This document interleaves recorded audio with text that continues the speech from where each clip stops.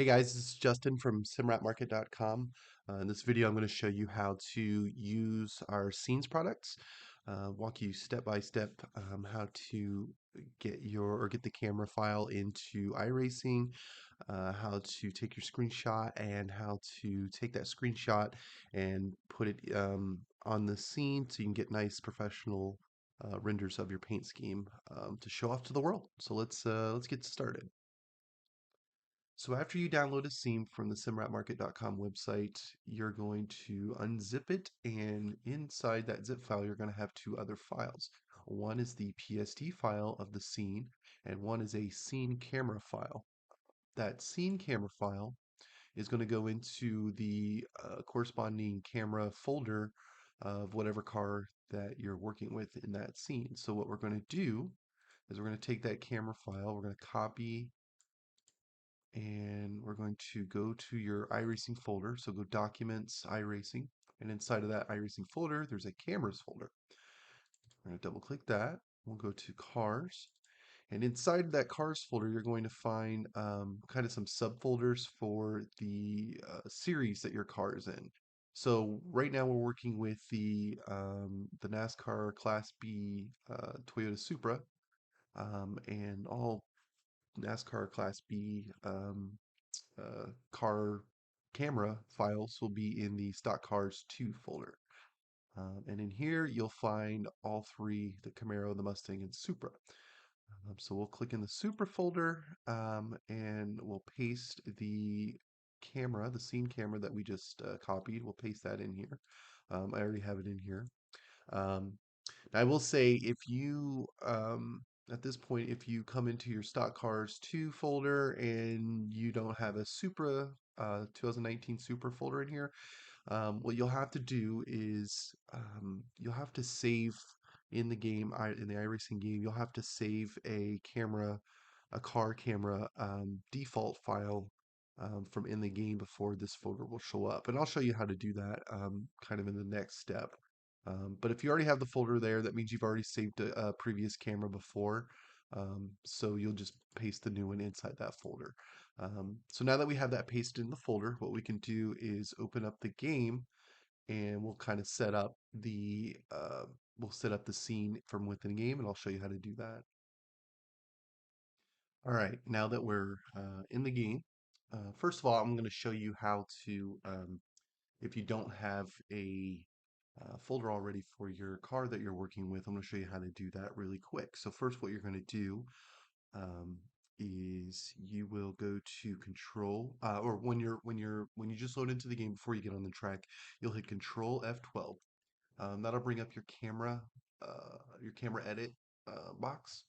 And what you want to do at the very bottom of this box, there's some yellow kind of clickable text down here. It says load track, load car, save car. So what we're working with is the car cameras.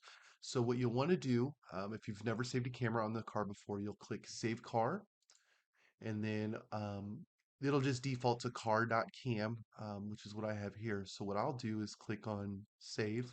It'll overwrite I already have the file, so it'll just overwrite it there. So I'll click Yes.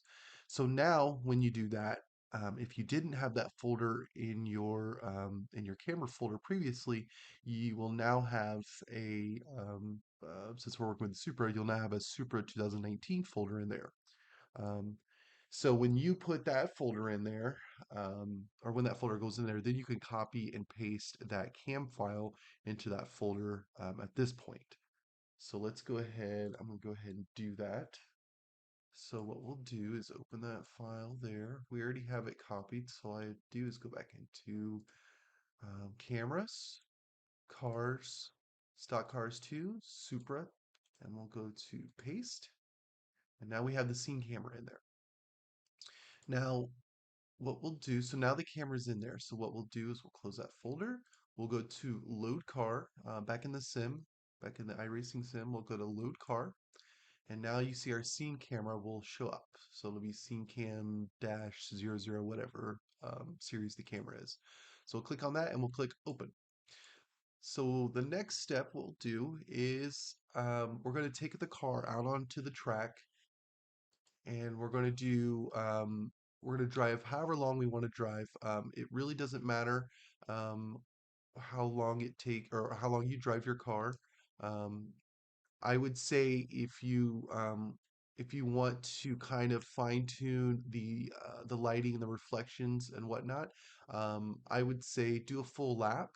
That way you can rewind all the way around the track to kind of get the lighting that you are after for the scene. So that's what we'll do here. We'll do a full lap. Once you've finished driving around the track and you're happy with the amount of footage you've gotten, you're going to go ahead and exit the car, and we're going to switch to the scene camera that we loaded. Now, the only caveat with iRacing and car cameras in particular is they don't allow you to create new cameras. So what we have to do is override another camera, another default camera. So what we chose to do is just override the nose camera. So what you're going to do is you're going to come down to your camera list at the very bottom here, and you're going to select nose camera. And now you can see once you select that camera, it now shows our scene camera that we loaded earlier. Now this is the camera that you're going to use when we take a screenshot for the actual scene file. So what we're going to do is this is kind of a dealer's choice here. What you're going to do is back up your replay to wherever you want to take a screenshot. So what we're going to do, we'll just go right here. Now, there's multiple ways of taking screenshots in iRacing. There's applications. I think there's two or three different methods within iRacing to take screenshots. But I've found that the best method to do a screenshot is to hold Alt and print screen. Once you've done that, you will now have your screenshot from within the game that we're going to use for the scene file. So we'll switch back to Photoshop and go ahead and show you how to paste that into your scene. Now that we have our screenshot copied, what we're going to do is go back into Photoshop and go to our scene file. And on the right side layers, you're going to find a layer called car design. It's a smart object. This is kind of how this whole thing works. So on the smart object, on the car design smart object, you will have on the left side of that there, it'll be like a rectangle box. And what you want to do is double click that rectangle box. Now that we have the smart object container file open, what we'll do is we'll paste the screenshot that we just took from in the sim into here. So you can either go to edit, paste, or you can hit Control V. And now it pastes the screenshot in the exact location where we need it for the scene file. So now we'll save it. We can either go File Save, or we can hit Control S. And now it has saved the smart object. So we'll close this and go see the updated smart object in the other file. And now you can see that it updated the design on the scene. And that's pretty much it. That's all you have to do to get your design in here. What we've done is kind of on top of being able to put your design in here, so we've also done some color correction to iRacing's kind of dull and yellowish colors that they have to make this pop a little bit more. We gave it a little bit more contrast, just made it a little bit more dynamic. Fixed the lighting, fixed some of the shading and whatnot, and just bumped the colors up. So it made it a little bit pop. It pops a little bit more than your normal iRacing screenshots do. So that's about it. Some of the other kind of cool aspects that we've included inside these scenes is the ability to change wheel colors. So if your scheme has say red colors, all you need to do is go to wheel color over here on your layers panel over here on the right side. Drop down the folder, and inside of it there will be a layer that says double click to change color. So what you do is you double click that black swatch, that black square there, and it brings up your color picker menu. And then here you could just change color to whatever color your heart desires and play around with that. We go to white, we can go black, red, whatever color you want. It's kind of endless here. So that's pretty cool. That's one of the aspects we decided to add in here to kind of give a bit more customization for your scene. Another thing that we added is photo filters. These are pretty general filters, nothing too crazy, but something that if you wanted to kind of give your scene a bit more dynamic kind of look to it, we added some of these cool color filters to it that's easily loaded and saved and whatnot. So they're kind of just there to play with and see what you can create with them. Uh, and then this is kind of a nice area to put if you have some of your own filters or you want to make modifications to the actual image, then this is kind of an area where you could do that in there as well. Some tips and tricks, now that we've kind of ran through that whole deal, some tips and tricks on kind of making the most out of these scenes. I would say the first one is lighting control. When you take your, we kind of ran over this earlier, but when you take your screenshot from with the game, kind of pay attention to the lighting that you're using when you take the screenshot. To make sure it looks correct for the scene. What I like to do is kind of look at the drop shadow of the car, and that kind of gives you an indication of where the sun would be in the scene, and then you could kind of you know position your car on the track where it makes most sense for the lighting. uh, that's not like a set in stone kind of thing. You can always play with different lighting and whatnot on your end, kind of get the look that you want. But that's just kind of a rule of thumb that I kind of go with. um, another kind of thing. So all of our scenes are shot in 4K. But if you're not in 4K, say you're only 1080p, what you'll have to do when you open the file, it's kind of a two-step process, is you can first of all resize the scene file.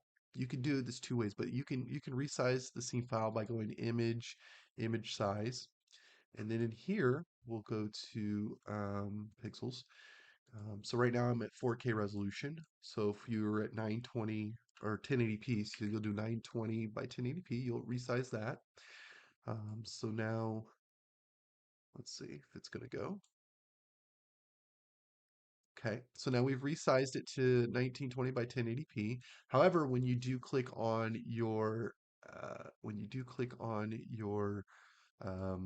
smart object here for your car design, it still is in 4K, 3840 by 2160. And unfortunately, resizing it in here to 1920 um, will not work. If you do that and you click save and we go back to our original, you'll notice that it does this, which is not ideal. We don't want to do that. So what we'll do instead of doing that, so we'll close that down. So instead of doing that, make sure we still have that. Yes, we do. Okay. So when we had our let me just open this up here because I'll go ahead and make this a 1920 by 1080 just to show you. Okay. So when we have our 1920, oops, sorry. When we have our 1920 by 1080 screenshot, and this works for 1440p as well. Um, once we have the smart object loaded, we'll go ahead and Control V. So we've pasted it there, and you notice it's a lot smaller. So what we're going to do is match the resolution here by hitting Control T on the keyboard. That's going to bring up your transform box. And then at the very top, it'll have width percentage and height percentage. Now, if we're going from 1920 by 1080, or sorry, if we're going from 1080p up to 4K, what we'll want to do is go up 200%. And once that's at 200%, we'll go Control Save. And then we'll go back to our scene file that's already in 1080p, and now it saves our 1080p image into our 1080p scene file. So that's kind of how you take care of that. Other than that, that's pretty much it. That's how it's done. And hopefully it's been easy, and or hopefully this guide's been easy and it's kind of put you in the right direction. And and you guys can work with it from there. All right. Thanks, guys.